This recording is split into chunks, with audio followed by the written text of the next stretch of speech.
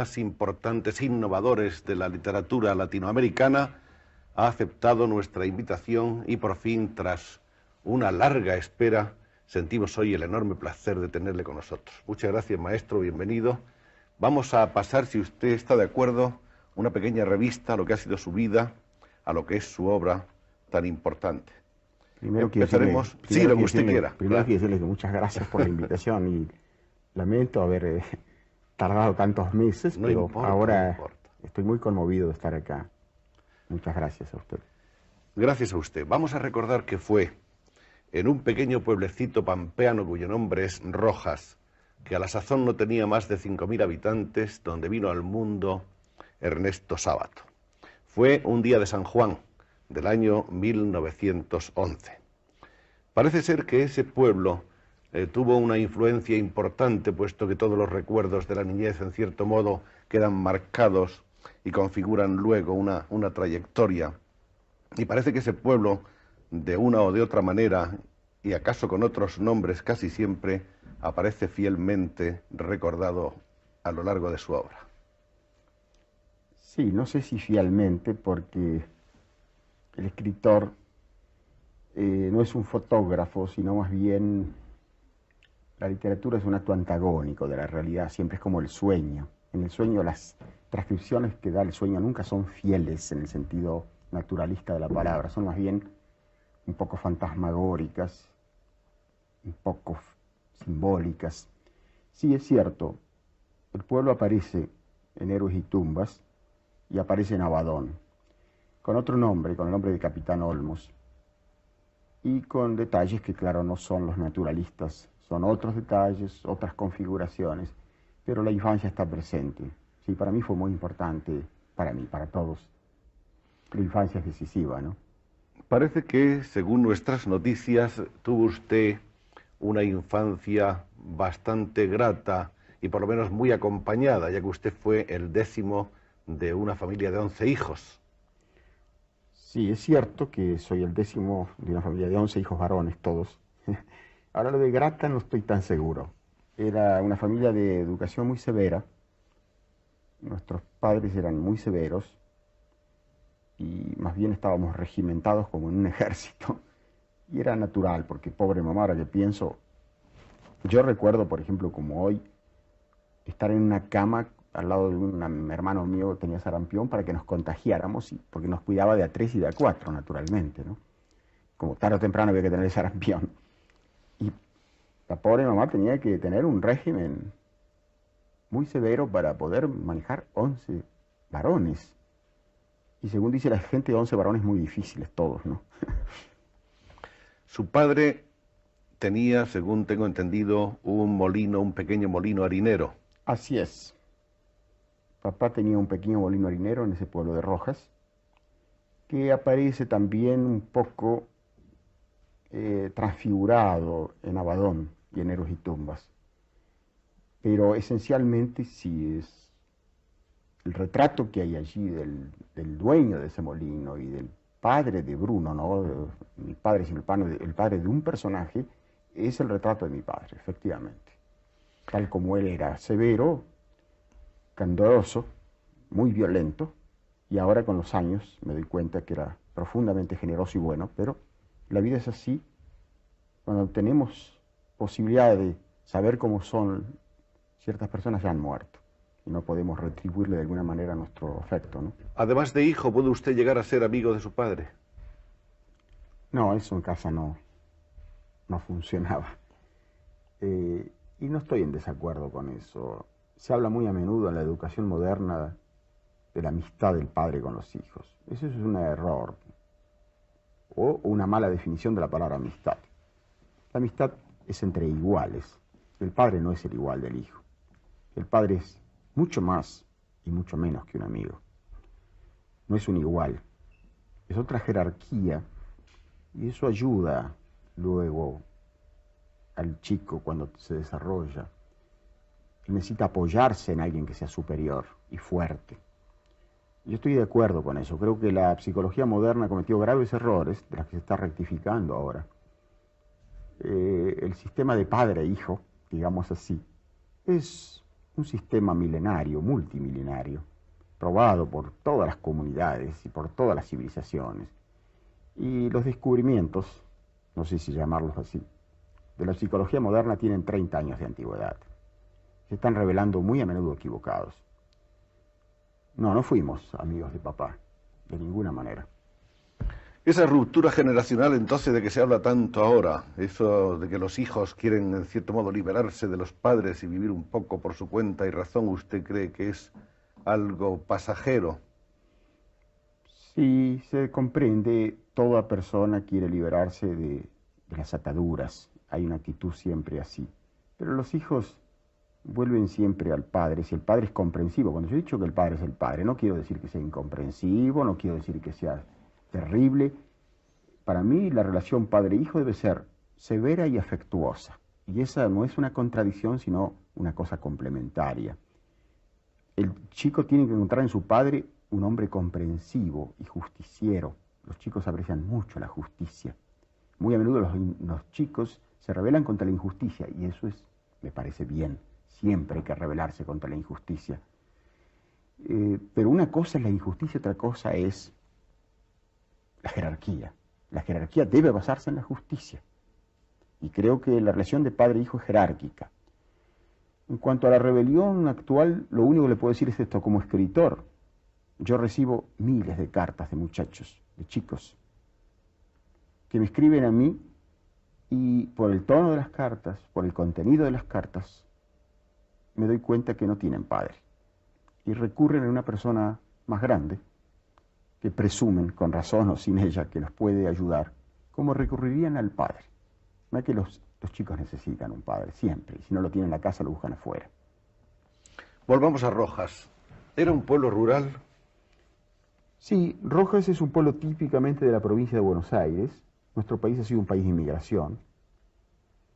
Es un país que desde el 1870, es decir, hace un siglo, fue abierto a la inmigración europea, y así es un pueblo de españoles, de italianos, de vascos, de franceses, de alemanes, de eslavos de todas las latitudes, de sirios, de libaneses, lo que nosotros llamamos turcos, porque la inmigración se produjo antes de la Primera Guerra Mundial, cuando los árabes eran súbditos todos del Imperio Otomano. En Argentina se le dice turco a todos ellos, como se le dice ruso generalmente a los judíos. Es un país de inmigración, y Rojas era un típico pueblo de inmigración. Basta ver en mis novelas los nombres. Hay nombres vascos, nombres aboyardos, nombres pirinaicos, que son los frecuentes, son los comunes. La primera vez que yo llegué a Italia, a Génova, y vi los primeros carteles así de anuncios de casas, de empresas, y vi Repeto, vi Molinario, qué barbaridad, está lleno de argentinos Génova. Pues bien, Rojas era un típico pueblo de inmigración, de agricultores, es una zona agrícola, y me ha quedado el recuerdo de infancia, de La Pampa. La Pampa es un paisaje difícil porque aparentemente no hay nada, son los matices los que cuentan. Pero La Pampa es un paisaje que después no se olvida nunca. Y para mí es la gran nostalgia siempre, La Pampa, en medio de una ciudad bárbara, brutal como es Buenos Aires. Sueño siempre con los pájaros, las lagunas, los atardeceres, los crepúsculos de La Pampa. Es un pueblo pampeano en suma. Y en esos primeros años, antes de que empezara usted a estudiar el bachillerato, ya tuvo usted sus amigos, no sé si todavía los recuerda, si hay alguno con el que haya seguido teniendo relación. Sí, claro, los amigos de infancia no se olvidan nunca. A veces los encuentro, he ido cuando se hizo un festejo en Rojas por un cierto aniversario que hubo allí. Yo he estado en la misma escuela donde estudié mis estudios primarios, y todavía estaba viva la señorita Ozán, allá le decimos señorita, no sé cómo se dirá en España, la profesora del colegio primario, la señorita Ozán, llamada también la negra Ozán. En Argentina se le decían negros a los indios, tenían una tez muy profunda, ¿no? Que era una maestra excepcional, a quien yo le debo muchísimo. Era muy severa, muy buena maestra, y tenía 80 y tantos años cuando yo llegué ahí. Fue muy emocionante el encuentro con ella. Sí, recuerdo muchos chicos de aquella época, sí. Y los vuelvo a ver con muchísimo cariño. La primera crisis de las diversas, de las varias crisis que todo hombre atraviesa, y que en usted ha sido también 3 o 4, empieza cuando sus padres le mandan a estudiar al Colegio Nacional de la Universidad de La Plata, donde pretenden, lógicamente, que usted haga un bachillerato. Sí, claro, eso es un momento crucial. La soledad. Yo me separé de mi familia y mi madre, estábamos muy unidos, porque mamá, los dos chicos últimos, que éramos mi hermano menor y yo, nos retuvo, por decirlo así, en sus manos. Mis hermanos mayores andaban por ahí, andaban a caballo, iban a nadar al río. Nosotros no. Tuvimos por eso una infancia que yo creo que fue triste, ¿no? Claro, mamá no lo pensaría así, pero yo la comprendo muy bien. La verdad que para mí el alejamiento de una ciudad que para mí era lejana, 200 kilómetros, para mí era una enormidad. Y no ver durante un año a mi madre fue una cosa muy triste. Ahí fue mi primera gran crisis, efectivamente. Me mandaron a la Universidad de La Plata, cuyo colegio secundario era muy bueno, donde estudiaban también mis hermanos. Y ahí me quedé todo el año estudiando y llorando de noche. ¿Qué cosas le, aparte de la distancia, de la lejanía de su madre y de su familia, qué otras cosas influían en usted hasta el extremo de producirle esa tristeza, esa desolación? Bueno, yo había sido un chico, como le digo, muy encerrado, y aunque ahora no lo parezca, fui muy tímido hasta los 17 años, patológicamente tímido y introvertido, y sufrí mucho porque yo era un chico de campo, como se dice en la Argentina, y llegué a La Plata, que era una ciudad universitaria, donde los chicos eran todos gente de ciudad. Yo me sentía muy torpe, me sentía mal vestido, cosas subjetivas desde luego, pero que influyen en un chico tanto como las objetivas o más. Y me costó mucho adaptarme a la nueva circunstancia y fue realmente doloroso, sí. Termina usted el bachillerato en 1930... El bachillerato en 1928. 28. Y es el 29 cuando ingresa en la universidad. Ingresé en el 29 de la universidad, En la efectivamente. Facultad de Ciencias Físico-Matemáticas. Así es, aunque parezca mentira. No, no, si lo curioso es que además usted es un hombre que ha podido hacer muchas cosas, porque Sí. se cuenta que realmente está usted maravillosamente dotado para la física y para las matemáticas. ¿Quién le dijo eso? Lo dicen las gentes que le conocen a usted. Bueno, ¿Por qué la matemática es la ciencia más simple de todas, por usted qué se sabe, ¿no? matriculó usted en eso? Sí. Sí, tiene todo su raison d'être, como diría Leibniz, ¿no? Tiene su misterio, su causa, ¿no? Yo era un chico, llegué allí y me sentí realmente muy desorientado y muy triste y muy solo. Y la matemática, es decir, el mundo platónico, la matemática es por excelencia el mundo platónico, puro, ¿no? Cuando yo descubrí las matemáticas, los teoremas, encontré una gran paz, un orden que yo necesitaba en medio del caos. Y así me precipité, casi por decirlo de esa manera, en el mundo de las matemáticas. Dicho sea de paso, yo trabajé en observatorios astronómicos ya más de grande. Los observatorios astronómicos están llenos de neuróticos. Contra lo que puede pensar la gente de la calle, el astrónomo no es un hombre en paz, un hombre que mira las estrellas. Mira las estrellas porque la Tierra no les sirve. En general es un evadido. Generalmente son neuróticos y a veces hasta psicóticos. Son solitarios, son desajustados con el mundo los astrónomos. En general puede haber excepciones. Si algún astrónomo me oye, que no se enoje demasiado, ¿no? Yo no estoy seguro a esta altura de mi vida de casi nada. Pero son en general así. Son incluso misántropos. Y uno busca lo que no tiene. Yo no tenía orden, y busqué el orden porque no lo tenía. Y el orden por excelencia es el orden de las matemáticas. Para poner un ejemplo ilustre, casi contemporáneo, Kandinsky, el creador prácticamente uno de los creadores del arte abstracto. Si usted ve en Múnich, por ejemplo, los primeros cuadros de Kandinsky, era un hombre tumultuoso, romántico, expresionista. y él llega al arte abstracto y geométrico por una necesidad inexorable de su espíritu, una búsqueda de lo que él no tenía. Todos buscamos lo que no tenemos. Fíjese la filosofía platónica, yo mencioné antes a Platón. El pueblo griego era un pueblo carnal, apasionado, se parecía mucho a nosotros latinos, a los argentinos y a los españoles, discutidor de café además. No había café, pero estaba la plaza. Sócrates era un filósofo de café, en el más alto sentido de la palabra. Venía y discutía, a ver, ¿qué piensas tú de lo que es la valentía? El chico empezaba a decir algo, no, por esto y por esto. Esos son los diálogos platónicos. Pues Sócrates, que era un hombre carnal, según dijo un extranjero que llegó a Atenas, todos los vicios se reflejaban en su rostro. Sócrates inventa una filosofía que recomienda desconfiar del cuerpo, y es natural, puesto que él era un hombre eminentemente carnal. Una raza de seres platónicos no hubiera descubierto ni hubiera inventado el platonismo. ¿Para qué se lo tenía? Que los griegos inventaran el platonismo se comprende. Por eso mismo creo que espíritus románticos o tumultuosos buscan la matemática, muy a menudo. Así que no es a pesar de, sino justamente por, como decía Proust, que muchos, aunque son porqués desconocidos. Por eso yo ingresé en las matemáticas. Y así resulta que efectivamente llega a ser físico, se doctora en ciencias físicas y matemáticas. Mientras tanto han ocurrido otras cosas, se ha ido interesando, como es lógico, por los problemas de los estudiantes, se ha ido afiliando o por lo menos adhiriendo a cierto tipo de actitudes propias de los jóvenes anarquistas de la época.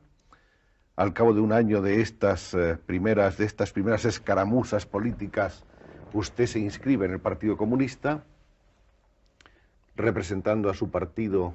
Asiste usted en el año 34, me parece, a un famoso congreso contra el fascismo y contra... ¿Qué más era? El eslogan. Varias cosas. Había un eslogan muy largo. Pero ese congreso parece que actúa en cierto modo como un revulsivo que le hace a usted cambiar de opinión sobre la marcha. Sí, yo estuve varios años en el movimiento revolucionario. Empecé con los anarquistas, con los cuales yo siempre he mantenido afinidad, porque yo soy un temperamento anárquico, ¿no? Cuando uno dice anarquistas, piensa enseguida en una persona que pone bombas. No, hay anarquistas que son incapaces de matar una mosca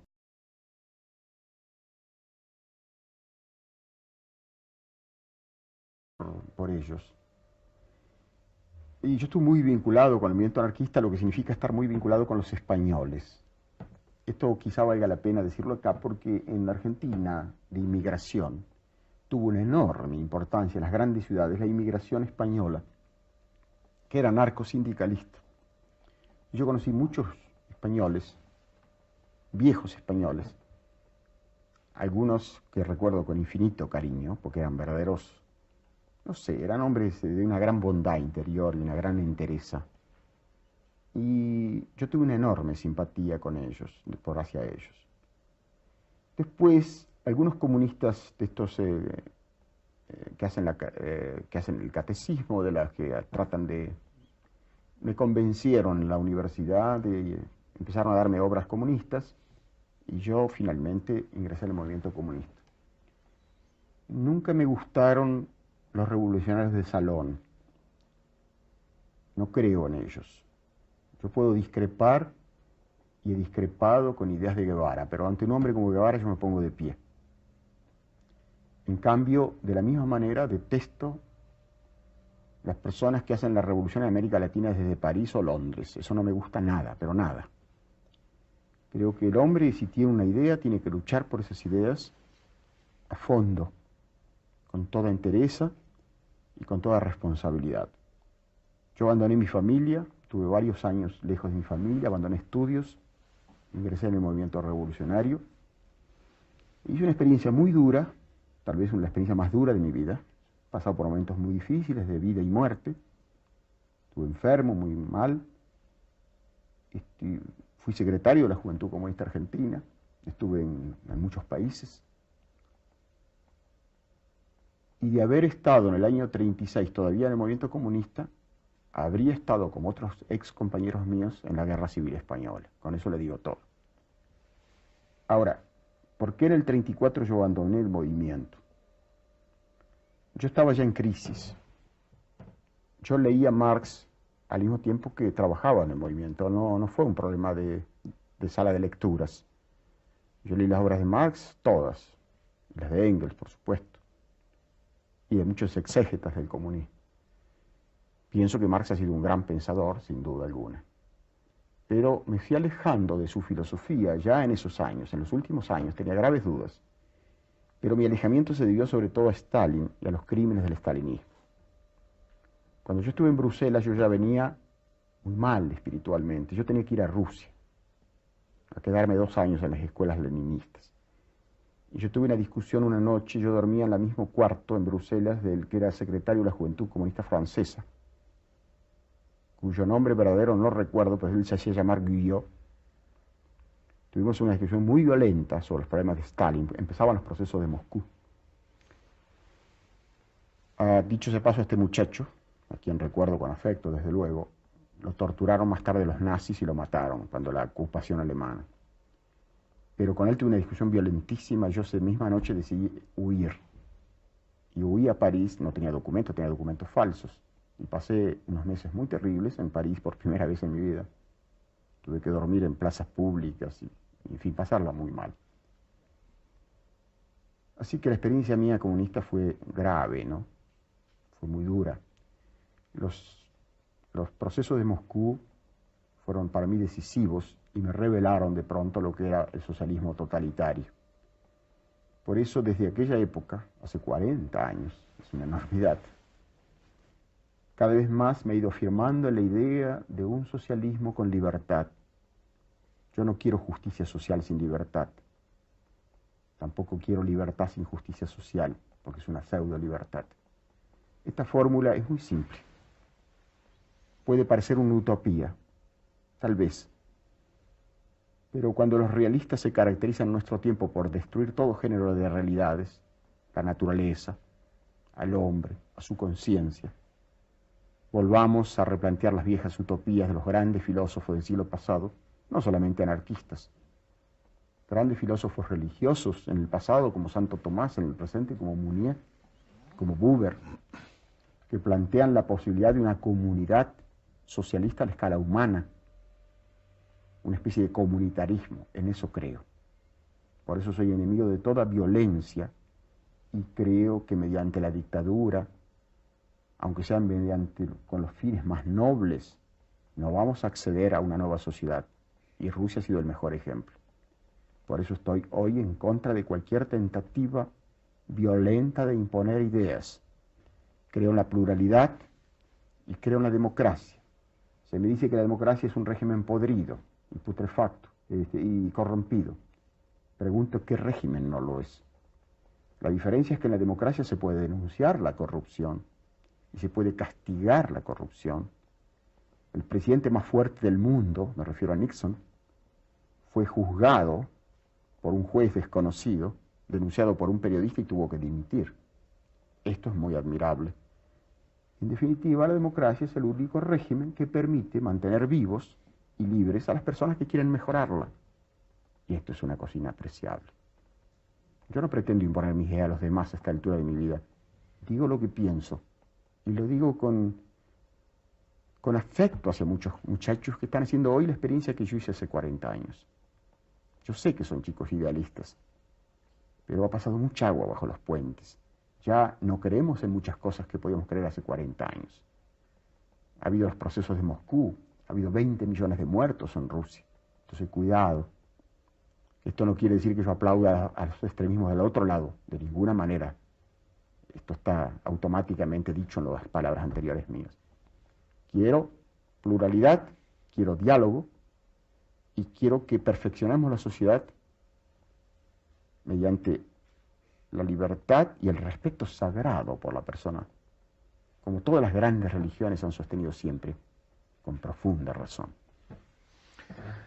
Esa crisis suya, esa crisis ideológica y humana que se plantea usted en el Congreso de Bruselas y que le lleva a huir a París, le sitúa realmente con una, yo pienso, de las etapas más atormentadas de su juventud. Llegar a París desconocido, con documentos falsos, sin dinero, y tener que vivir como vivió usted ahí esa larga temporada, debió ser una experiencia tremenda. Sí, fue muy triste, pero al mismo tiempo muy hermoso por esto.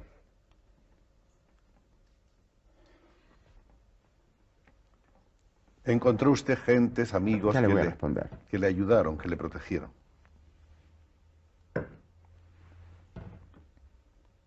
Sí, fue una época muy dolorosa. Fue muy hermoso también porque en momentos así,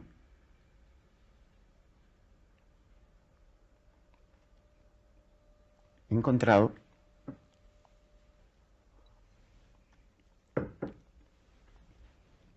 siempre gente que me ha ayudado. Por eso yo quiero tanto al pueblo. Siempre lo quise. Yo era hijo de burgués, mi padre tenía una pequeña fábrica. Siempre quise al pueblo. Creo que en el pueblo se encuentra siempre la suma generosidad. El pueblo, pueblo. No hablo de pueblo en sentido genérico. Hablo de gente humilde. En aquel tiempo me ayudó mucho un portero de l'École Normale Supérieure, Rue d'Ulm, que me hacía entrar por la ventana de noche para dormir en la pieza de un cuarto donde no había calefacción, claro que iba a haber. Me acuerdo que nos tapábamos, además era una cama grande. Había, además de las mantas, nosotros decimos frazadas con un arcaísmo español en Argentina, había una buena cantidad de l'humanité, porque el portero era también un comunista un poco heterodoxo, herético, pero en fin. Era analfabeto pobre, no era un alsaciano, de Herman. Casi analfabeto, no digo analfabeto, lo digo en el sentido general, cuando uno dice un hombre que no era letrado, ¿no? Era un hombre muy simple, de pueblo. Y yo recuerdo esa cama porque cada vez que uno se daba vuelta se sentía el ruido de los diarios, ¿no? Es un ruido muy especial, pero siempre recuerdo con mucho amor a ese hombre que me recogió, por decirlo así, en un momento muy triste. Era un invierno muy duro, fines del 34 y comienzo del 35, en pleno enero de París, ¿no? Sí, fue un momento muy triste, pero como dije antes, en esos momentos uno comprende más a la raza humana. Como dice Pascal, palabras más o menos, el hombre es un gusano y es un héroe, el hombre es una porquería y es una hermosura. El hombre es un ser dual y trágicamente dual. Es la suma de las imperfecciones y la suma de las perfecciones. Por eso por eso yo no estoy muy de acuerdo. Cuando me hablan, la otra vez me preguntaron en un reportaje si yo consideraba que Beckett era un gran escritor. Digo, sí, es muy admirable, pero grande. La grandeza implica la totalidad. Y Beckett ve la vida un poco como un hombre en un tacho de basura, y eso no es cierto. La vida es otra cosa, es eso, pero además es otra cosa.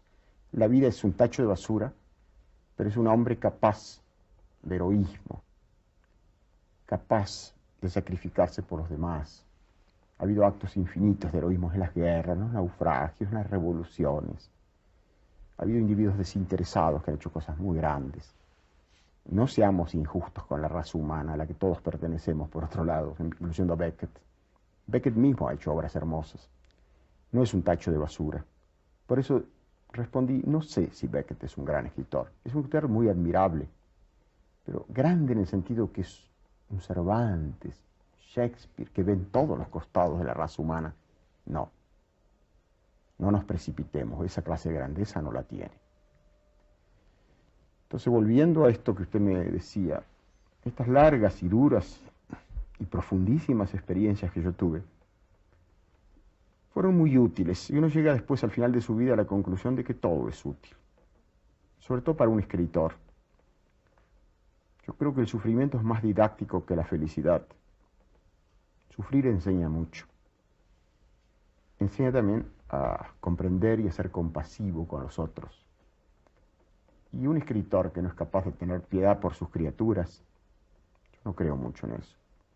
Por eso me conmueve tanto, ya que estoy en España, Mi gran ilusión toda mi vida ha sido escribir algo, hacer algo vinculado con el cine con Cervantes, porque para mí es la obra magna de la literatura. Creo que nunca se dio ese gran mito que hay en el corazón del hombre entre Sancho y el Quijote. Dos personajes que están en el corazón de Cervantes, por supuesto. Nunca se dio de una manera tan ejemplar y tan profunda, y tan dolorosa, y tan piadosa, y tan triste, y tan vital, y tan alegre también como en Cervantes. Es un hombre ante quien yo realmente me inclino y por el cual yo pienso a veces que es una osadía ponerse a escribir. Por eso siempre he sido tan destructivo con mis obras. Yo he publicado más que 3 novelas en mi vida y pienso que son demasiadas. Hay una leyenda, que no sé si es tal leyenda o si corresponde a la realidad, de que usted ha quemado casi más que ha escrito. Siempre me gustaron los incendios. Todos somos más o menos pirómanos. Sí, he quemado mucho, sí, casi todo. Y las 2 últimas novelas... ¿Y no lo ha hecho sin dolor? No, sí, todo lo he hecho con dolor. Lo he escrito con dolor y lo he destruido con dolor. Pero creo que han sido bien quemadas. Estas 2 últimas, Héroes y Tumbas y Abadón, también estaban destinadas al fuego. La primera se salvó por Matilde, que sufrió mucho por mi idea de quemarla, mi mujer. La segunda por varios amigos que me instaron a publicarla.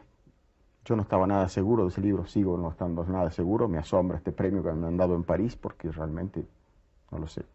Pero en fin, ahí están ahora y ya son hijos que no fueron abortados. Y los hijos a veces uno los quiere incluso por los defectos, porque les da más piedad por ellos, ¿no? Les da más cariño, no sé. No es porque los considere perfectos, nada de eso. No considero, creo que mis obras están llenas de imperfecciones, pero llenas de imperfecciones, realmente. Esto no es falsa modestia, lo digo con toda honestidad. Creo que me sirve de consuelo a veces. Yo pienso que escribo mal muy a menudo, pero me consuela cuando pienso que se ha dicho que Dostoyevski escribe mal y que Cervantes escribe mal. Pero es cierto que se escribe mal. Estoy hablando ahora en serio, es decir, no hablo nunca, por otra parte, es decir, no hago bromas con una cosa tan sagrada como el arte. Yo me he propuesto cosas grandes. Digo, esto me parece que no tiene nada de malo decir No, y esto. además está claro. Me he propuesto. Que lo haya logrado es muy distinto.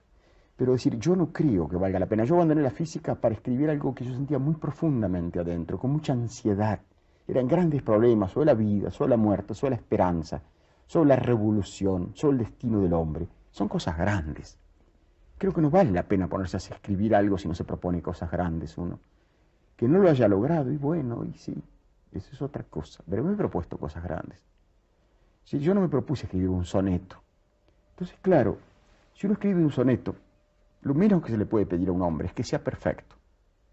Si yo tengo un pequeño jardín, se me puede exigir, y casi se me debe exigir, que el jardín sea perfecto, que sea limpio, que sea ordenado, que esté bien dispuesto. Pero si yo me propongo el Mato Grosso, es otra cosa. El Mato Grosso tiene fieras, pantanos, mosquitos, alimañas de toda clase, sabandijas de toda índole. No le pidan eso al Mato Grosso. Ahora, yo me he propuesto el Mato Grosso. Que lo haya logrado, no sé. Pantanos hay muchos, de eso estoy seguro. Hablaba usted de Cervantes y de una vieja idea suya con respecto al Quijote. ¿Sería entonces una nueva interpretación del Quijote? No, ayer me preguntó un chico de la televisión, que había oído decir, me produjo mucha gracia, que yo quería escribir de nuevo el Quijote. No, nada de eso. Dios me preserve de semejante idea. Como diría mi madre. No, una idea que yo tengo hace muchísimos años, es una obsesión más que una idea, es proponer y contribuir a la realización de un film con el Quijote. Se han hecho muchos. Debo decir, con toda modestia, pero con toda firmeza, que la realización del Quijote ha sido hecha sobre una idea equivocada, siempre, y por eso ha fracasado. A un film ruso que era probablemente el mejor, según consenso general. Mi idea es distinta. Tal vez sea el huevo de Colón. pero creo mucho en eso. Mi idea es muy simple, y es la que quiero proponer, y me alegra mucho poderlo decir acá en su programa. Siempre se quiso hacer el Quijote como una cabalgata, a lo largo de 1 hora y media, 2 horas, que es lo que dura un film. Se lo toma desde el momento en que el pobre hidalgo de provincias empieza a enloquecer, a través de sus aventuras hasta que muere. Inevitablemente en 2 horas es una superficial recorrida del Quijote, y todo resulta superficial y por lo tanto fallido y frustrado. Mi idea es muy distinta. El Quijote es un conjunto de aventuras, en cada una de las cuales está el Quijote de cuerpo entero. ¿Qué otra cosa puede ser? Está el Quijote de cuerpo entero y está Sancho de cuerpo entero. Entonces yo pienso así: tomemos una aventura del Quijote, por ejemplo la ínsula de Baratari, que es un cuento perfecto. Llega Don Quijote con su escudero al castillo, ahí le sucede una serie de vicisitudes cómicas, patéticas, ridículas, dolorosas, tristísimas. Está el gobierno de la ínsula por Sancho, que es de las cosas más hermosas y más divertidas del Quijote. Está todo. Y luego termina eso y iba a decir Cervantes, y es un error perfectamente significativo. Cervantes es el Quijote, y es Sancho también. El Quijote se retira, pide permiso a los duques para retirarse, porque tiene que seguir desfaciendo entuertos, con esa mezcla de candor y de grandeza que a mí me mueve a las lágrimas siempre. Pues bien, hagamos la ínsula de Barataria. Y entonces, con toda profundidad, a lo largo de 2 horas o 3 horas, podemos examinar los 2 grandes personajes de esta obra magna con toda la hondura necesaria, con todos los matices, con toda la penetración psicológica y aún metafísica de estos personajes. No hay prisa, no hay apuro, como decimos en la Argentina. Vamos a hacer un film que nos permita adentrarnos en esta alma grande, doliente y patética del Quijote, y en esta especie de contraparte de Sancho. Y está ahí en este episodio un momento en que Sancho se aquijota, en que Sancho empieza a proceder un poco como el Quijote, y en que Quijote se vuelve sensato, sanchesco. Está todo. Está luego esa sátira terrible y dolorosa de este hombre que tanto había sufrido, que era Cervantes, este hombre que había pasado a la pobreza, a la cárcel. Esa sátira en esa corte ducal, con esta gente que no cree en nada, escéptica, propenso a los juegos de salón, la aventura de Clavileño, todos ustedes recuerdan. Es tan triste. Y está dicho de una manera tan grande la crítica, lo que podemos llamar la crítica social. Todo eso va a estar en este film, si ya lo hacemos, como yo espero un día. Y creo que además el productor que hace este cine no va a perder dinero, porque ellos lógicamente no son una empresa de beneficencia. Creo que tiene todos los atributos para hacer un film de gran éxito. Esperemos que esta hermosa idea se lleve a cabo, si se lleve a cabo pronto. Nos encontramos en 1938 con Ernesto Sábato, doctor en física, y obtiene una beca para ir a trabajar y a estudiar en el laboratorio Curie de París, donde se encuentra, entre otras cosas, con el surrealismo. Surrealismo que había de despertar una adhesión inmediata. Sí. En 1938 yo estaba de vuelta de muchas cosas. Ya había hecho la experiencia revolucionaria y había hecho la experiencia científica. Las 2 experiencias más grandes de nuestro tiempo, la ciencia y la revolución.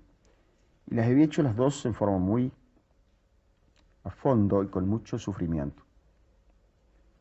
Yo fui a París becado por el profesor Usay, premio Nobel de Fisiología, que luego, cuando yo abandoné la ciencia, me retiró el saludo para siempre.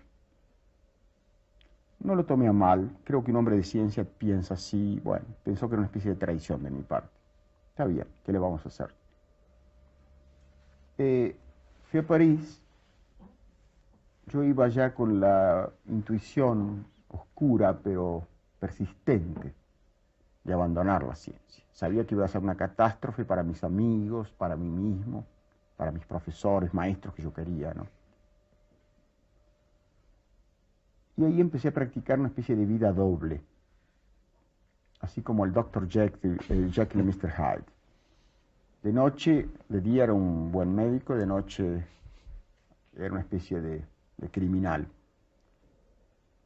Frecuentaba el surrealismo, o como una buena ama de casa que de noche hiciera prostitución, ¿no? Más o menos es la metáfora.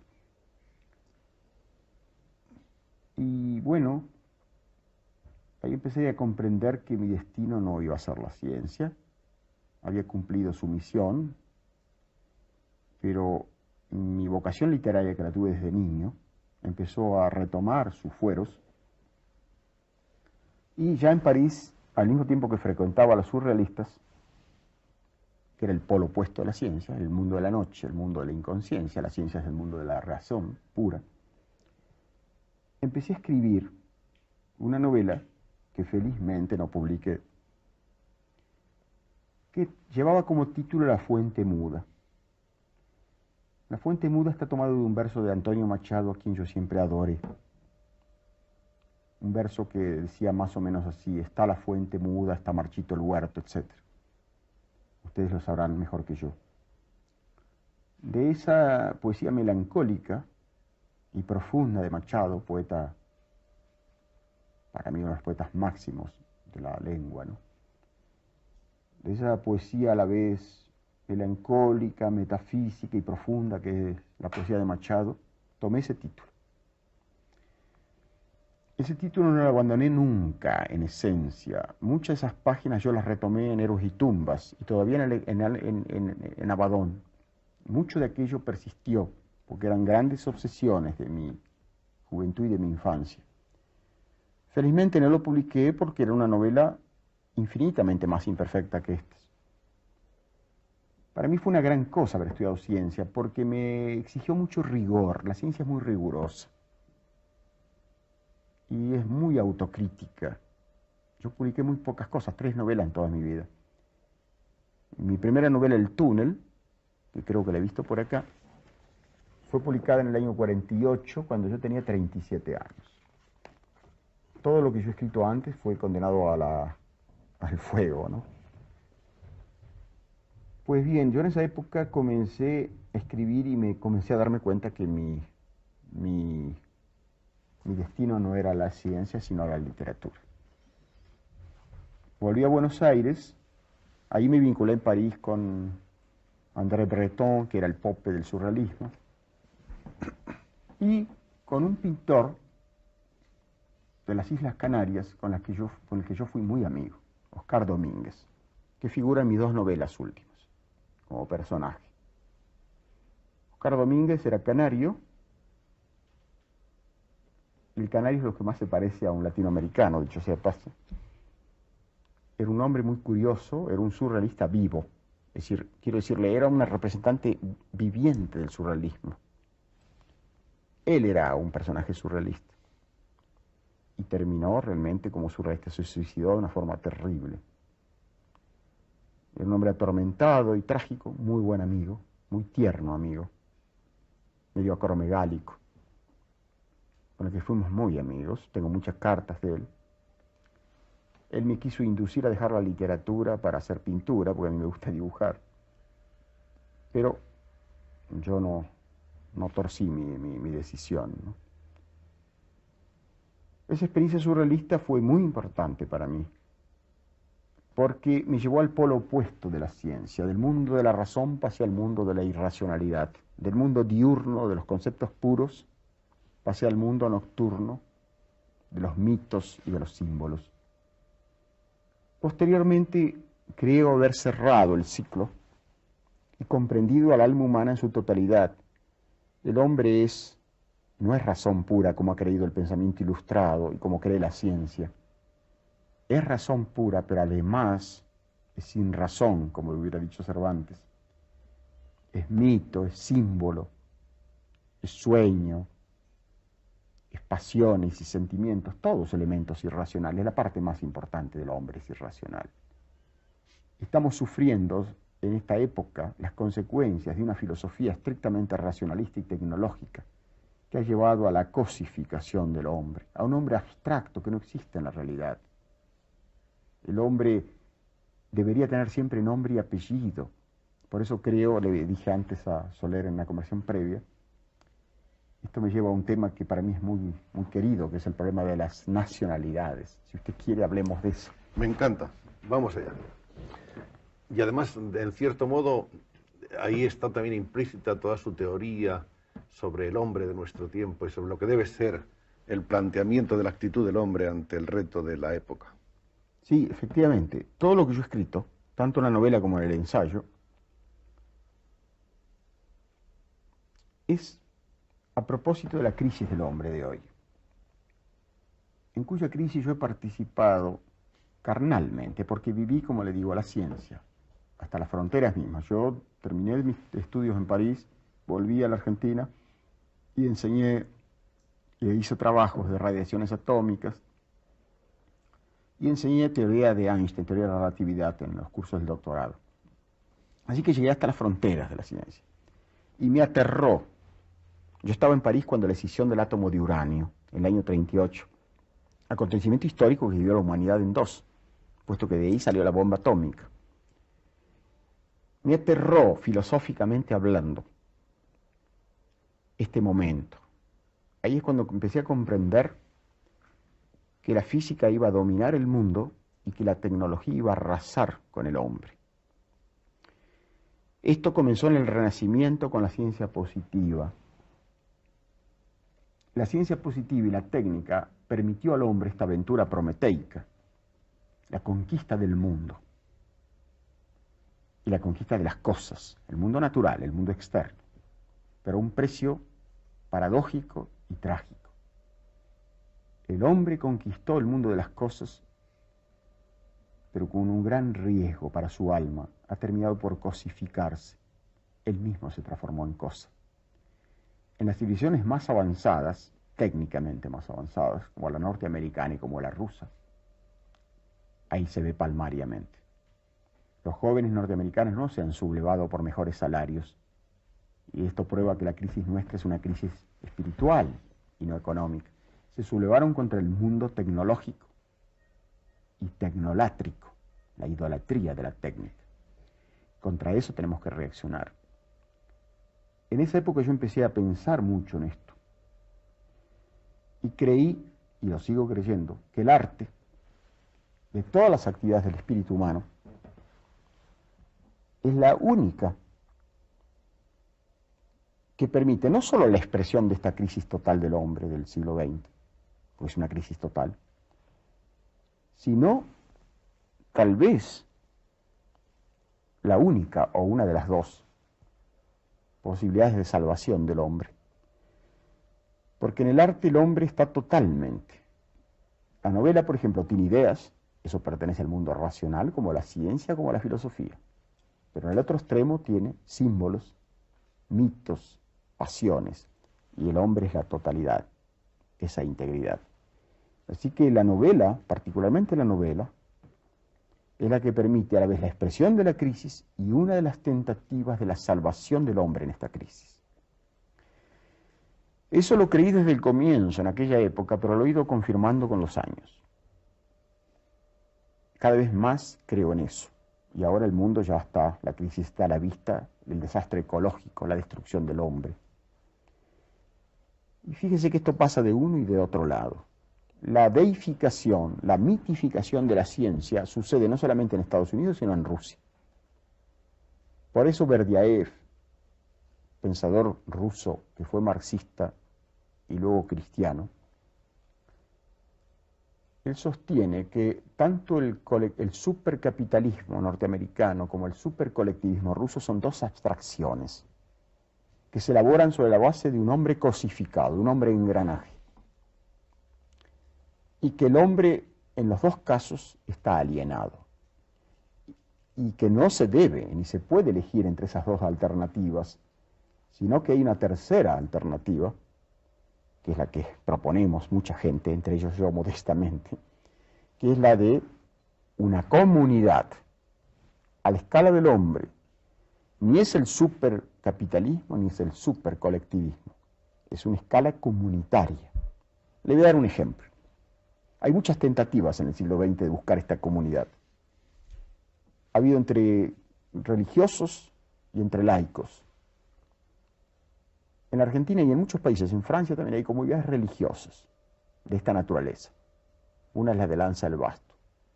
En Israel, el kibutz es una experiencia interesante. El kibutz es una comunidad donde un hombre enseña durante el día, por ejemplo, teoría de Einstein, y durante otros días de la semana ordeña las vacas. Esto parece una broma, es una cosa muy profunda. El hombre ha vuelto a reintegrar lo mental y lo manual, lo racional y lo irracional. Es un hombre íntegro. No es un engranaje como era Charlie Chaplin en los tiempos modernos. Una vez en Tel Aviv, yo fui a Jerusalén como miembro de un comité para la preservación de Jerusalén. Lo digo sonriendo porque en este mundo hablar de preservación de Jerusalén es tan cómico. Un comité mundial de que formó parte Casals también. Volviendo a Tel Aviv, un amigo judío mío me habló, hablamos sobre el kibutz. Me dice, bueno, parece que kibutz fabrica zapatos, pero esos zapatos son 10 veces, no sé cuánto, la cifra exacta, más caros que los zapatos que fabrica la fábrica tal, de Tel Aviv.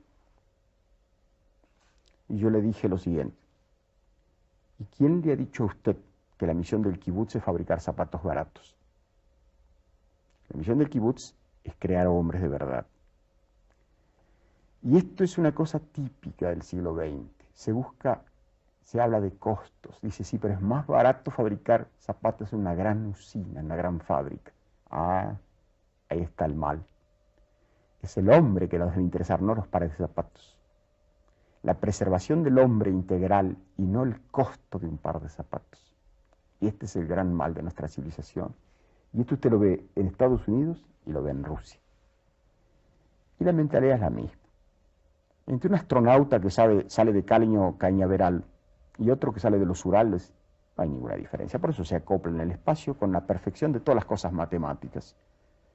Estos dos hombres metidos, o estos hombres heroicos, por otro lado, no lo estoy despreciando, son hombres heroicos, hombres que merecen todo mi respeto.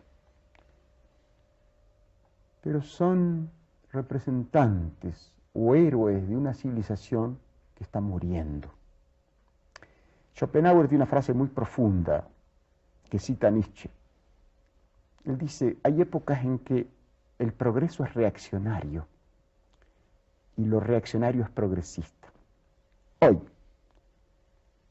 levantar edificios de 30 pisos en Madrid o en Buenos Aires para que vivan en esos cubículos de cemento armado y de aire acondicionado niños que nunca van a ver el nacimiento de un perro, o la forma en que una gallina pone un huevo, o el nacimiento o la aparición del sol y de la luna. Niños que van a ser futuros drogados, niños alienados y tristes, niños que mañana estarán en manos de psicoanalistas.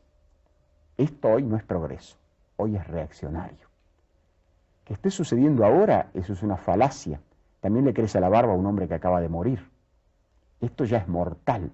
Lo revolucionario es proponer hoy la abolición de los rascacielos. Las comunidades llamadas primitivas, tal vez habría leprosos. Dicen que hay muchos leprosos en el África y en Polinesia. Habrá leprosos, pero no había psicoanalistas. Y yo no sé qué es peor, si leprosos o alienados.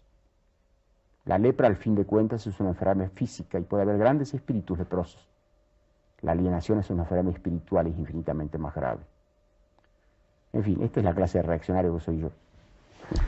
Entonces la vuelta a las nacionalidades sería sí, el retorno a las viejas ideas de pueblo, de comunidad, de pequeña exacto, comunidad, la patria chica, la región. Exacto, sí. A eso me quería referir. Pero este periplo era indispensable. Sí, acá se habla ahora de gallegos, de vascos, de catalanes. En Francia también se habla de bretones, etc. América es distinta, porque fue, sobre todo la Argentina, fue de inmigración y se hizo una cosa homogénea. Hay menos diferencia lingüística entre una provincia de la Argentina y otra que entre Galicia y Castilla, qué duda cabe. Yo reivindico las nacionalidades, apoyo plenamente las reivindicaciones no solamente políticas, sino culturales y lingüísticas de Galicia, de Cataluña, de las provincias del País Vasco. Pero no cabe duda, es un renacimiento que está aconteciendo en el siglo XX y es muy significativo. Y es porque el hombre instintivamente siente que debe reaccionar contra el hombre cosificado y generalizado. Y debe volver a ser lo que era. El hombre es el país en las lenguas europeas. En Italia se dice el paese. En Francia ese jambon du pays es el jamón, lo que acá llamamos jamón serrano. El hombre es el hombre del país y el país era su aldea. Hay que volver a eso porque ese es el hombre verdadero, es el hombre de nombre y apellido. El hombre que cuando necesita un pan y no lo ha podido comprar, le pide al vecino. El hombre que padece las tribulaciones de su comunidad. Hay un año importante que es 1940, cuando se publica su primera colaboración literaria en la revista Teseo de La Plata, un trabajo precisamente sobre la obra de Adolfo Bioy Casares, La invención de Morel, que además fue un artículo, fue un trabajo que le valió inmediatas curiosidades de personalidades muy importantes de la cultura de ese momento en la Argentina, y el hecho de que le invitaran inmediatamente para colaborar en la revista Sur y en otras publicaciones. Ese es, podríamos decir, el punto cero del escritor ya frente al lector, frente a su público. Sí, es cierto. Eso ha sido en el año 1940, sí. Yo estaba todavía enseñando física en La Plata y por primera vez me animé a publicar un artículo literario que fue sobre el libro de Adolfito Bioy, muy buen amigo mío y un gran escritor. Espero que algún día ustedes inviten acá. Estamos tratando de que venga, sí. Es un gran escritor y excelente persona. Fue una nota que yo publiqué en una revista que se llamaba Teseo, esa revista que se sale en 4 números, ¿no? Probablemente después de salir mi artículo se fundió la revista. Bueno. Eso es el humor de Sábato. Bueno, no sé si habré contribuido a la fundición de la revista. Pero a raíz de ese artículo me llamó por teléfono don Pedro Enrique Sureña, que fue un gran humanista dominicano, es decir, de la República Santo Domingo, que fue maestro mío de lenguaje en el colegio secundario en La Plata.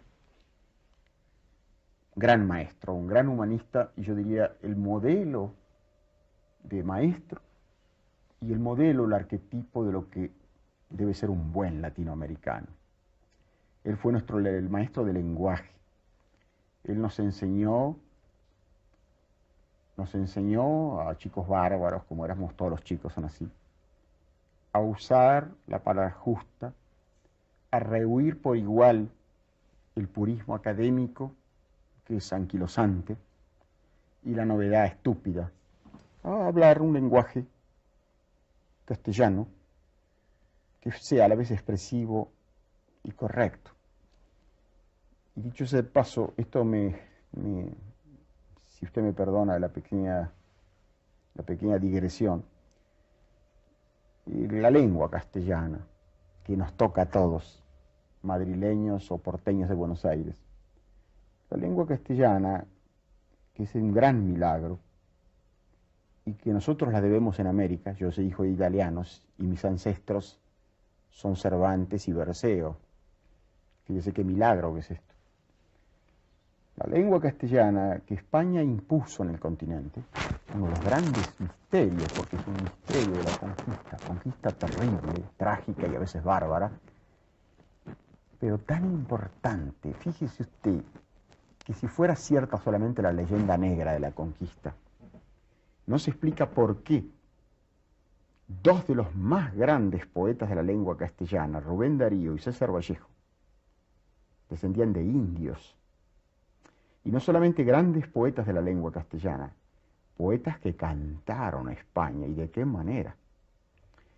Eso indica que la conquista es un hecho complejo, muy complejo y dialéctico, como todo lo humano. Fue terrible y a la vez de una herencia poderosa y yo diría de una enorme fertilidad espiritual. Dejó dos grandes raíces. Una, la religión, aunque se haya abandonado en la mayor parte de los casos la religión, es un sello, fue un código. Y la otra, la lengua.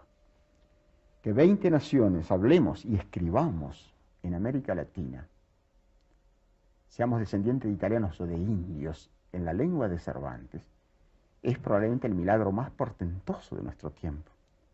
Que la literatura castellana de hoy, en su totalidad, sea la más importante del mundo hoy, y eso no lo dice un escritor de lengua castellana, eso lo dicen los críticos alemanes, o norteamericanos o franceses. Este es otro portento que lo debemos a la conquista. Don Pedro Enrique Sureña, para volver a la pregunta suya, humanista de esta pequeñísima república de Santo Domingo, que ejerció su magisterio en México y luego en la Argentina, y que nos enseñó el misterio y la maravilla de la lengua castellana. Y hablarla con los matices propios. Decimos caballo, bueno, ustedes dicen caballo, otros dicen caballo. ¿Qué importancia tiene eso? Nosotros decimos medio, ustedes dicen calcetines o calcetines. ¿Qué importancia tiene eso? Es una unidad dentro de una gran y rica diversidad. Usted lo ha visto en América Latina. Esto también es hermoso. Volvemos al hombre concreto. Cada hombre debe hablar en el matiz castellano de su lugar. El argentino debe hablar como argentino, el venezolano debe hablar como venezolano y el madrileño como madrileño. Y eso es hermoso. Y yo comparo eso, y se lo he dicho a usted, como una orquesta. Una orquesta está formada por instrumentos diversos, pero todos tocan la misma partitura. Nosotros tocamos el oboe, por ejemplo, y el venezolano toca el oboe, el trombón. Y por eso hay orquesta. Una orquesta donde todos tocan el mismo instrumento y una orquesta de locos. Y hay que defender esa unidad de la diversidad. Eso de nuevo es el hombre concreto. Todos somos diferentes y todos, en este caso, tenemos una unidad. Esto lo aprendí con don Pedro Enrique Sureña en aquella época que usted se refiere. Y vamos encontrando siempre una de las teorías, una de las constantes en el pensamiento de Sábato, que es esta del hombre concreto frente al hombre abstracto. Bien, después de esta primera publicación en el año 1940, hay en 1943 otro momento difícil en el que Ernesto Sábato abandona Buenos Aires y se marcha a vivir a un rancho en Córdoba. ¿Tuvo algo que ver con eso el peronismo? Sí, en parte el peronismo, en parte mi crisis con la ciencia, las dos cosas. Rancho, no sé si, bueno, los españoles lectores lo saben, pero en Argentina rancho es una cosa muy pobre, no es el rancho norteamericano, que también deriva de la colonia española en el sur de Estados Unidos. Pero el rancho en Argentina es una cosa pobrísima, no tiene electricidad, no tiene agua corriente, no tiene nada. Más pobre aún es en Caracas, el ranchito. Sí, pues allí nos fuimos a vivir con Matilde y con mi hijo mayor que tenía 5 años. 3 o 4 o 5 años. Para encerrarme durante un año y pensar un poco en mi destino, en qué iba a hacer, ¿no? Ahí escribí mi primer libro, ahí usted lo tiene, Unir Universo. Este es. Ahí lo escribí en ese rancho, donde teníamos que pasar fríos muy grandes, en la sierra de Córdoba, de nuestra Córdoba. En aquel invierno había 14 y 15 grados bajo cero. Nos encerrábamos a las 6 de la tarde con un farol de esos que daba más calor que luz.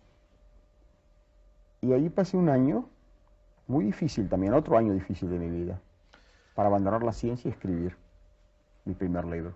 Ahí fueron usted a verle sus compañeros y amigos del campo científico, a decirle que por favor, que volviera usted de su acuerdo, que la ciencia le necesitaba, que era usted a lo que se veía un científico con un porvenir extraordinario. Bueno, no sé si era un porvenir extraordinario, pero en fin, me trataron de sacar de la manía que tenía en la cabeza y venía el director del Observatorio de Córdoba, que era el profesor Gaviola, que había sido mi profesor y yo había sido asistente de él. Me venía a ver el profesor Guido Beck, alumno de Einstein, que era austríaco, emigrado, judío, emigrado en la Argentina, con el que tuve una correspondencia muy dura con mi decisión, porque me llegaron a llamar traidor. Y me acuerdo que Gaviola, que era un hombre, gran lector, el doctor Gaviola, es un físico eminente, vive, todavía está muy viejo. Me dijo, yo, Ernesto, lo perdonaré si un día usted escribe una novela, en aquel tiempo estaba muy de moda eso, La montaña mágica de Thomas Mann. Y digo, bueno, ¿qué vamos a hacer? Me acuerdo de esta anécdota de un hombre en el medioevo europeo que iba cargado de armas, y una mujer desde una ventana dice, ¿dónde va, buen hombre? Dice, voy a la guerra de los 30 años. Pues yo no sabía si iba a la guerra de los 30 años. Andaba cargado de armas, pero no sabía siquiera si iba a ser un libro pasable, ¿no? Pero así tomé esa decisión, quemando las naves. No quise saber más nada, quemé, no digo quemé literalmente, pero regalé todos mis libros de física y matemática superior a todos mis amigos. Cada uno de mis amigos y compañeros tiene algún libro mío. Yo no quedé con un solo libro. Abandonó usted todo lo seguro, lo Quemé hasta el razonable, último, lo científico. sí, como hizo Cortés, quemé mis naves, hasta el último chinchorro, el último bote lo quemé. No quise saber nada, es decir, no quise tener retorno. Si fracasaba, bueno, se trataba de vencer o de morir en la demanda, como diría un conquistador, ¿no? Para iniciar una aventura llena absolutamente Sí, de... disparatada, fue un disparate realmente. Fue una locura. llena de incógnitas. Sí, sí, en salida del terreno de lo seguro y entraba en el terreno, como diría Borges, de la conjetura, ¿no? Pero no se arrepiente. No, bueno, me arrepiento de todo en mi vida y no me arrepiento de nada, si se puede decir. Este primer libro del que hemos hablado, Uno y el Universo, obtuvo el primer premio municipal de prosa. Y es un libro que contiene una serie de reflexiones sobre los entes que se encuentran en el camino hacia uno mismo, que es una de las características de la introspección, de la búsqueda de Sabato. 1947 registra otro viaje a París, un viaje a París que, por cierto, era con un cargo de la UNESCO, muy bien remunerado y el que, por otra parte, a usted no le hacía demasiado feliz. Sí, yo estaba en Buenos Aires muy mal, porque era la época de Perón, y yo fui enemigo de Perón siempre, toda mi vida. No de la justicia social, sino de Perón como persona. Nunca lo quise, siempre pensé que era un mal hombre, ¿no? Un hombre que nunca quiso a nadie, tampoco a su pueblo. Él fue muy cobarde, le abandonó a su pueblo. Y no me gusta la gente cobarde. Pero en fin, sea como sea, yo era antiperonista y... Perón era un gran escéptico. Un total escéptico, nunca creyó en nada. Y un hombre que no cree en nada tampoco puede creer en el peronismo, naturalmente. ¿Y Eva? No, Eva sí. Eva fue peronista a muerte y ella me merece respeto. Era una mujer de gran coraje. Ella tenía los atributos que no tenía Perón. Y ella fue la que hizo, fue una revolución. Evidentemente el peronismo en la Argentina fue en aquel tiempo una revolución social. La legislación obrera argentina que se logró en ese momento fue de las más avanzadas del mundo. Pero Perón era un gran demagogo. Y la demagogia es a la democracia real lo que la prostitución es al amor. No me gusta la demagogia. Pero en fin, sea como sea, me fui, me estaba muriendo literalmente de hambre, y un amigo mío de la UNESCO, el profesor Nowinski, un profesor polaco que ha muerto, premio Nobel, que sabía de mi situación, me ofreció un cargo en la UNESCO. Pero aguanté 2 meses, yo no sirvo para burócrata. A los 2 meses me fui. Y me fui a Italia para volver a Argentina y empecé a escribir El túnel, fue el año 48. Empezó usted a escribirlo en una maquinita portátil que acababa de comprar y, según se cuenta, en un rincón de la estación ferroviaria de Zúrich. Sí, porque la compré en Suiza, era una Hermes, ¿no? La compré en Suiza y esa noche yo tenía que esperar 5 o 6 horas, creo, para un tren a Milán. Y yo no iba a ir a un hotel por 5 o 6 horas, así que me puse a escribir esa noche en un rincón de la estación. Tenía la obsesión de este libro. El túnel empezó así, de esa manera. Sí. El túnel aparece el año 1948. Es, como puede verse, una novela más bien corta, y han visto ustedes, mucho más corta que las dos que habían de seguirle en esta gran trilogía. Sí, fui empeorando con los años. Y digamos que es una novela con una estructura... Pero dígame, perdóneme, ¿no se ha leído mucho tiempo ya?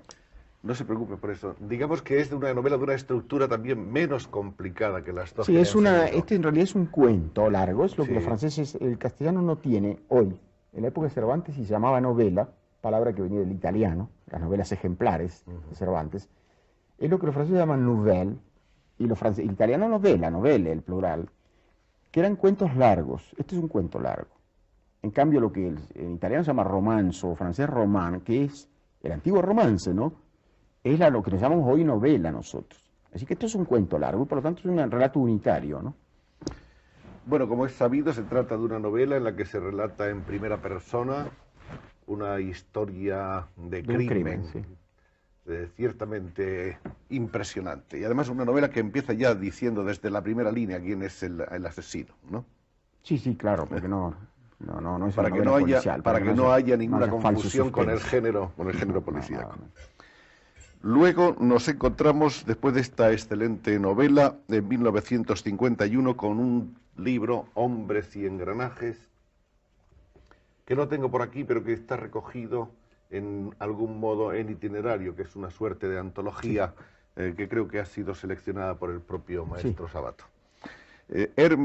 Hombres y Engranajes es el tema del que nos ha venido hablando a lo largo de esta conversación en algunos momentos, donde se sirve de todos sus profundos saberes acerca de teórica, social y sobre la historia de la cultura y los correlaciona de la manera que él ha venido más o menos explicándonos hasta ahora. Es un examen muy largo del camino recorrido por la cultura occidental desde el Renacimiento, donde además señala cuáles han sido los dos motores de este camino, que han sido el dinero y la razón.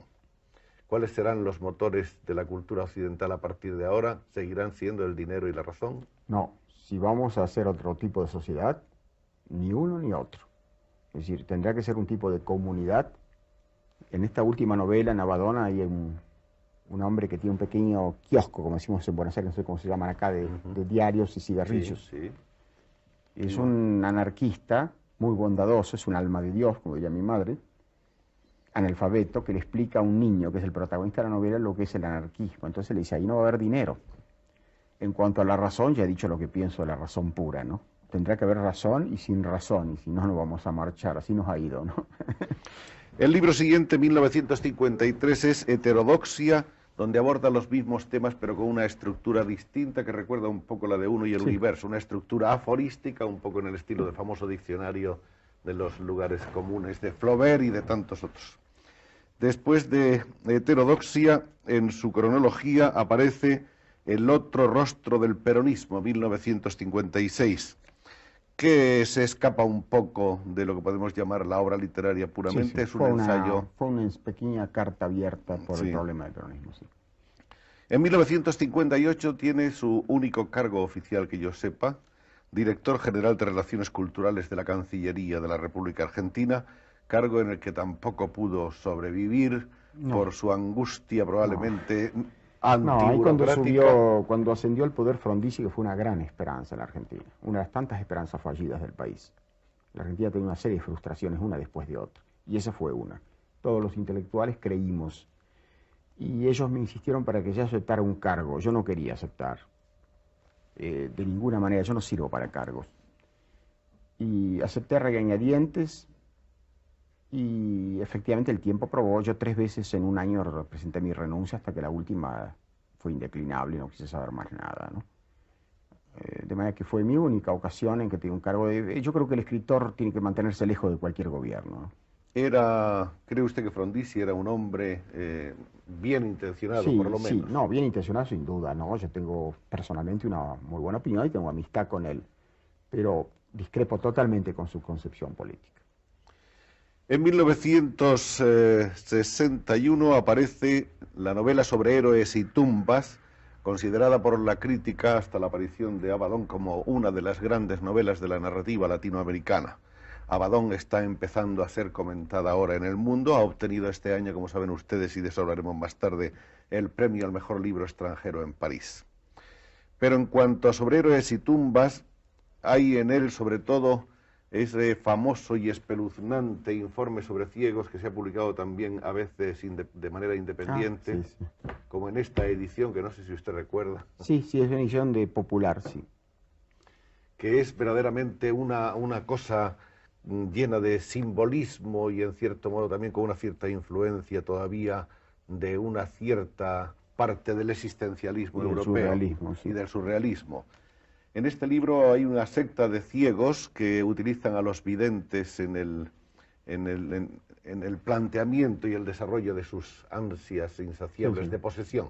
Pero hay una lectura que han señalado algunos probablemente malintencionados críticos, una lectura secreta de este libro, en la que yo no creo, pero que me gustaría saber qué piensa usted de ella. Probablemente también conoce esa idea de que en el fondo aquí hay una crítica de Borges, No. ciego y mandarín entonces de No. las letras Qué argentinas. disparate. ¿Verdad que no? Es un disparate total. Esa era nuestra opinión Disparate también. total. No, el Pero problema de quería los ciegos, escuchárselo.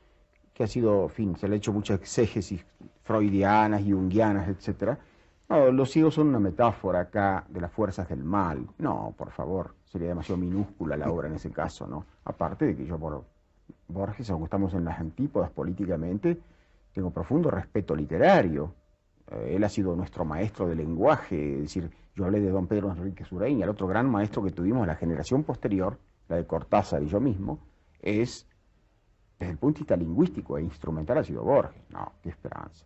Es falso, de toda falsedad, y cualquiera persona que lea ese libro con profundidad se va a dar cuenta que eso es un disparate, ¿no? Sí, es cierto, se ha dicho eso. Se ha dicho De hecho, vienen- con mala idea. Sí, claro, no. Para enfrentarme a mí con Borges, no. Sí. Yo estoy enfrentado con Borges sin necesidad de este libro, ¿no? Con Borges hemos estado enfrentados siempre sobre el problema del peronismo, por ejemplo. Borges ha sido enemigo del peronismo, pero por motivos diversos a los míos. Borges y su madre, que era una mujer de gran talento, eran enemigos del peronismo porque creían que el peronismo era una forma del comunismo. Yo era enemigo del peronismo porque nunca me gustaron los gobiernos absolutistas y tiránicos. En cambio, aplaudí y me pareció positivo la justicia social. Y creo que Borges no aplaude esa clase de cosas. Parece que, de todas maneras, en el terreno puramente intelectual y dejando al margen la política, usted y Borges se han entendido muy bien, o Borges y usted. Mire, cuando yo era muchacho y me acerqué a él con gran admiración por su obra, éramos, no diré amigos, porque con Borges la amistad no es realmente posible, ¿no? Yo era un joven insolente, por otro lado. Yo a Borges le he dicho cosas atroces que probablemente nadie le ha dicho, y Borges las aceptaba y Usted es dialogaba. un hombre tan duro como cuentan, porque aquí no lo parece en absoluto. No sé, cuando una persona llega a ser pública, y lamentablemente uno alcanza con el tiempo esa condición, ¿no? Porque, como diría Rilke, todas las famas son un conjunto de malentendidos. Depende, yo soy duro con las personas duras. Es decir, a mí un chico desamparado, un pobre hombre, que siempre ha salido a defender perseguidos, judíos, negros, vietnamitas.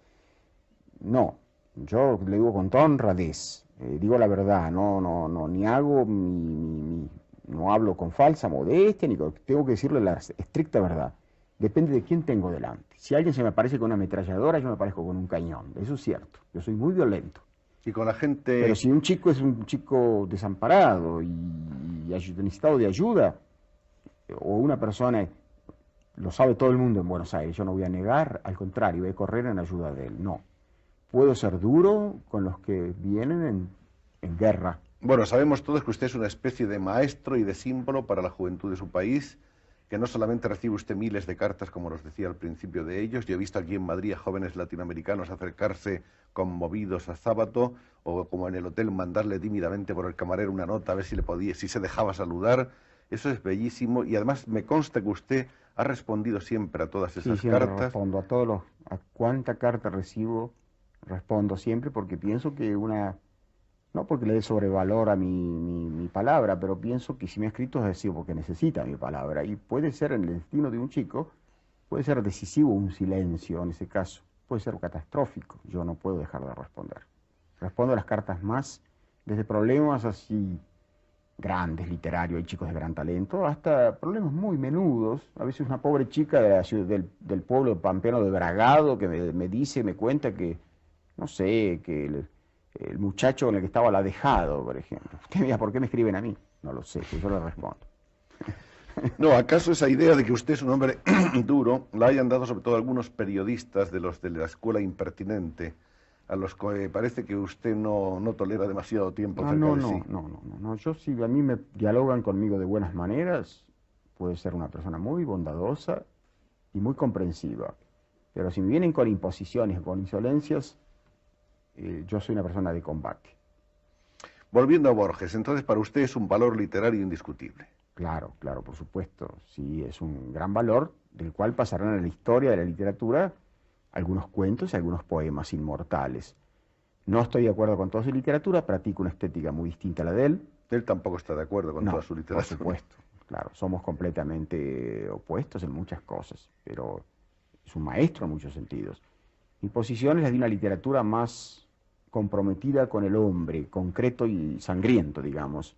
Borges es más un tipo de literatura de Torre de Marfil. Somos dos De calle estéticas, Florida, ¿no? un poco dos estéticas Había opuestas. la otra estética de la calle Boedo, Sí, ¿no? la nuestra, la mía, es un poco la síntesis de las Usted dos. está más o menos en la mitad, en el punto Sí, intermedio ella, la entre... generación de Borges era la generación de Florida y Boedo. Boedo eran los populistas. Ujú. La generación posterior a la que yo pertenezco era la de la síntesis. Roberto Arlt, Roberto Ar perteneció a la generación de Boedo, gran escritor, del que yo me siento heredero en muchos sentidos. Cortázar, Cortázar no, más bien yo creo que es heredero de la corriente de Borges. Somos dos líneas diferentes, ¿no? Bioy Casares, Bioy Casares también es un poco dentro de la corriente de lo que podemos llamar de Florida. ¿qué otros nombres? Bueno, estos son nombres muy importantes. Después hay muchos jóvenes. Hay Antonio Di Benedetto, que es un gran escritor y que sigue preso en la Argentina, y del que no hemos logrado hasta hoy, por lo menos yo no lo he logrado, he dicho varias veces y públicamente, por qué está preso Di Benedetto y por qué no le hacen proceso si es que merece ser preso. Pero así son las cosas en la Argentina. En el famoso boom latinoamericano le incluyeron a usted con esta obra sobre héroes y tumbas. Quisiera saber, en general, qué opinión le merecen, por ejemplo, Mario Vargas Llosa, Gabriel García Márquez, los demás escritores de ese grupo que dio un empuje tremendo a la literatura nacional. Bueno, ellos, es decir, Vargas Llosa, Cortázar, García Márquez, Fuentes y algún otro más que no recuerdo en este momento, constituyeron un grupo de defensa y de ataque, como son todos los grupos. No ha habido muchos en la historia de la literatura. Por temperamento, yo soy, ya le dije, soy un temperamento anarquista, soy francotirador y suelto, tengo mi propio cañón, ¿no? Nunca formé parte de este grupo, de manera que yo soy exterior al boom y fui anterior como Borges. De manera que no soy la persona más competente ni la que está en mejores condiciones para hablar del boom. Fue un fenómeno que produjo 3 o 4 grandes libros, pero que hizo su política literaria en la que yo no estoy de acuerdo. Creo que las personas que usted ha mencionado son grandes escritores, que han escrito 3 o 4 libros que van a permanecer en la historia de la literatura, como 100 años de soledad, por ejemplo. Pero soy ajeno a este fenómeno a la vez literario, comercial, editorial y publicitario. No tengo nada que ver. 1963, El escritor y sus fantasmas y viajes a Puerto Rico, conferencias en Nueva York, en Berkeley, California. Aparece también Tango, Discusión y Clave, que en otros sitios hemos leído como Tango, Canción de Buenos Aires. ¿O son Sí, trabajos distintos? no, es la misma. Lo Es que la pasa es que mi ensayo es un pequeño ensayo que se llamaba Tango, Canción de Buenos Aires. Luego se hizo un libro en Losada, incluyendo una antología de pensamientos que se han enunciado sobre el tango, desde Gide hasta el Papa, ¿no? Pasando por Borges. En el 64 recibe de André Malraux la distinción de Caballero de la Orden de las Artes y las Letras de la República de Francia. Es invitado al Congreso de Escritores de Génova. Publica un bellísimo disco que se llama Romance de la muerte de Juan Lavalle con música de Eduardo Falú. En el 66, primer volumen de las obras completas de Sábato, ficciones, que teníamos por aquí, Este es que es bellísimo. la edición de Losada, sí, de obras completas. Tenemos más tarde otro libro que se llama Tres aproximaciones a la literatura de nuestro tiempo, Robert Grillet, Borges y Sastre. En el 69, Itinerario, que es esta antología de la que también hemos venido hablando. Claves políticas de Ernesto Sábato en el año 72. En el 73 aparecen los primeros capítulos de Abadón en varias revistas y por fin llegamos a Abadón, el exterminador, que es por ahora, por el momento, el último libro, la última novela de Ernesto Sábato, que ha sido galardonada con el premio al mejor libro extranjero en Francia este año y que en su país lleva ya vendidos más de 150.000 ejemplares, cifra verdaderamente escalofriante para tratarse de una novela difícil, de una Sí, novela... yo pensé que no vendería más de 5.000, para mí es sorpresivo eso. Es un libro muy difícil, sí. Es el libro más difícil que he escrito en mi vida. Algunos críticos señalan, yo había tomado aquí algunas notas acerca de esto, como no es Sábato un novelista fácil de leer, ni tampoco agradable para el No, lector nada de eso. apresurado, que son temas realmente todos muy fuertes, muy difíciles, el incesto, la ceguera, la locura, el incendio, la psicopatología, que no son a propósito para un lector que busca solo el entretenimiento más o menos No, no. frívolo, y que en ellos, sin embargo, hay un mensaje desesperado, pero ciertamente positivo, de esperanza en el mañana. Usted tiene fe en el hombre. Sí, ya he dicho, por todo lo que he dicho, creo que yo pienso que el hombre es dual y por lo tanto creo, en medio de la desesperanza, que tengo esperanzas. Pero son más bien, yo diría que la metáfora sería esta, ¿no? Usted pregunta qué es lo que... Son como gritos de una persona que está en una torre que se está incendiando, ¿no? Puede ser que se salve, pero es algo de esa naturaleza, sí. Yo creo que la crisis de nuestro tiempo es un poco como esa torre que se está incendiando, ¿no? Un gran escritor, un gran filósofo, aunque él no esté de acuerdo No. con ninguna de esas dos denominaciones, y un hombre enormemente preocupado por el destino del hombre, por el destino de su prójimo. Un hombre cuya obra, aunque solo fuera por eso, por esa preocupación por el hombre, pasaría a la historia de la literatura. El maestro Sábato, al que en nombre de todos ustedes y en el nuestro propio le agradecemos tanto que haya venido a estar aquí dándonos esta admirable lección. Y yo le agradezco, Soler, esta hermosísima ocasión que me ha dado para hablar de tantas cosas y por haberme preguntado cosas que a menudo o casi nunca me pregunto. Muchas Le gracias. agradezco muchísimo.